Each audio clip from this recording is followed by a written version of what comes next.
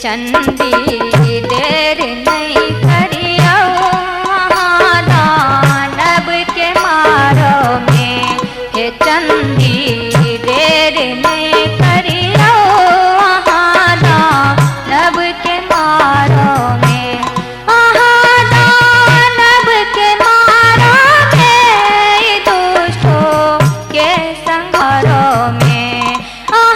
दानव के मारो में दुष्टों के संहारो में। हे चंदी देर नहीं करियो दानव के मारो में।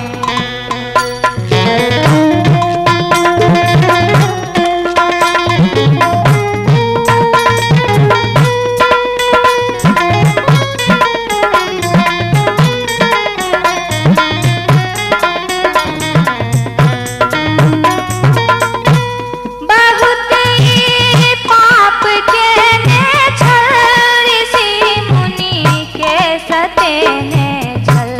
बहुत ही पाप के ने छल ऋषि मुनि के सते ने छल। एक पापों के घट के माँ विलम्ब ने करियो पोर में। कर पापों के घट के माँ विलम्ब ने करियो पोर में। हे चंदी देर ने करियो दानव के मारो में।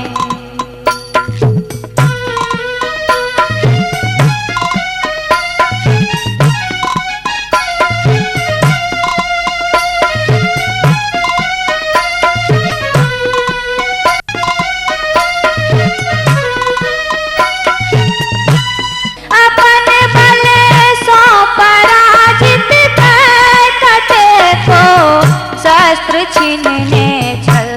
करू यथा शीघ्र हे जननी।